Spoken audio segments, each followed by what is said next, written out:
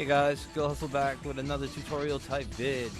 Today I'm gonna be looking at, the importance of having a secondary character, character weight classes, and why it's good to do throw punishes. Now, first off, if you don't know me, my main character is Ayane, and pretty much, throughout DOA vanilla, it was mainly that character. Kind of a few others, but yeah, I mainly use Ayane. Towards the end, before Ultimate came out, I decided to use Mila as a secondary, and I've been playing those two ever since. One of the reasons why I chose Mila was because while Ayane is good at hit and run type tactics and getting in, getting out, good crushing ability and whatnot, Mila can do a lot more damage, for a lot less work. And I definitely like that about the character. There would be some matchups where I just hate the way things were going, and I just feel like hitting something. Mila's the character I want to use.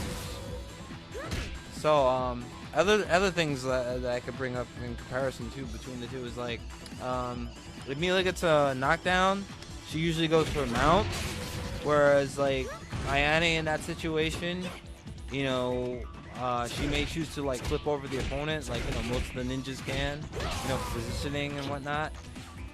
So whenever I play those matches, I have to think differently, how I use this character versus, say the other and whatnot.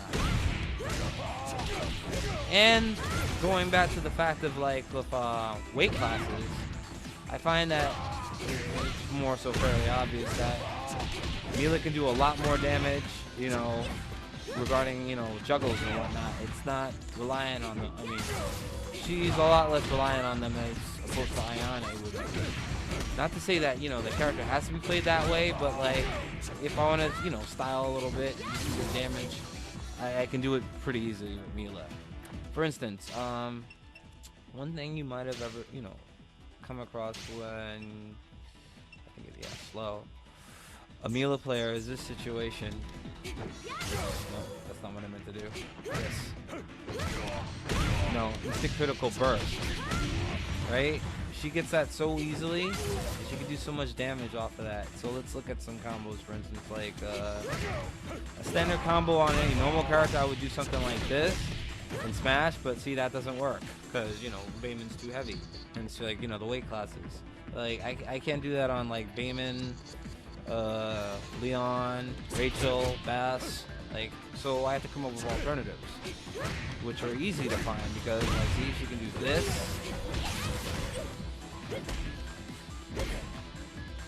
Get sick damage right there. Another one.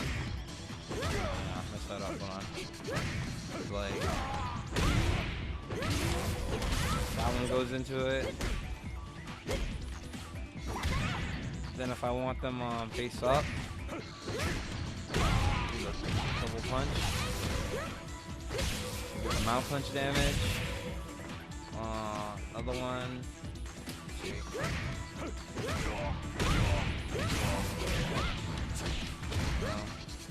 Sneaky tech, but they can get out of that one. And finally,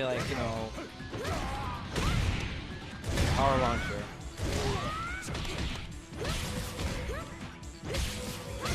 Yeah, she does a lot. So, let's see. The other thing I like about her is she's different.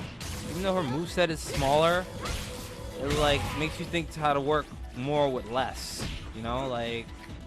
Looking at the little nuances and stuff. Why is this move this move? See? That one gives me advantage on hit. This one is negative. But really, they both lead kind of into the same thing. It's but knowing when to use what. And then I think more when I go back to Ayane, it's oh, maybe I shouldn't do that anymore. Or maybe this move might have some, use to it. Now, the other thing to talk about too is while, with this stage, they said the electric floor helps out a lot with Mila's damage.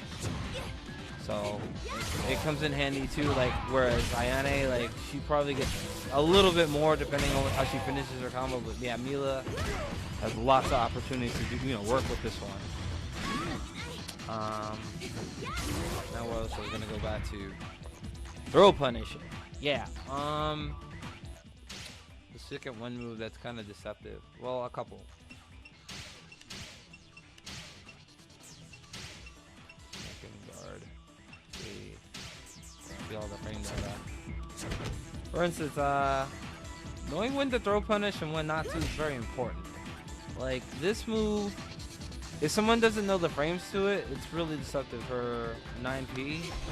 Because like it looks like you can just punish her afterwards, but if you look at the data on that, it's only -3. So usually when someone would wait, after I do that, I'd really want to check, like, the type of person I'm playing, like, what will they do afterwards? Because normally, like, for Mila, it's best, to play defense. But sometimes, I have to test people. So, like, reaction, we'll put him on standing throw. He's going to throw me right there. But anyway, she does this. Boom. I get that. So the person that sees that, the best thing for them to do is, like, if they suspect that I'm going to hit, probably just throw out a jab, at first. And then when they realize I start respecting the use of that move by, like, holding back, they'll probably try to throw me. But, like, it's important to know what's throw punishable and what's not. Like, another move. Let's put him back on guard.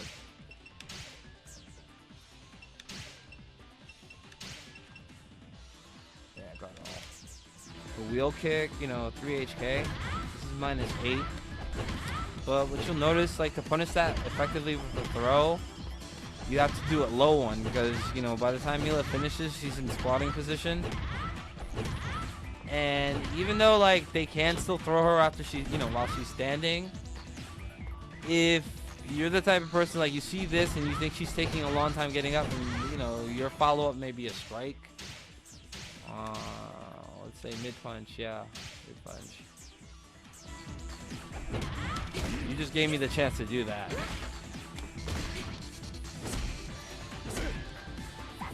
And that could possibly cost you the match.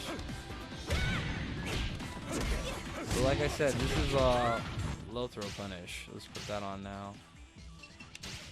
Crouching throw. So she does this, that's how you get it.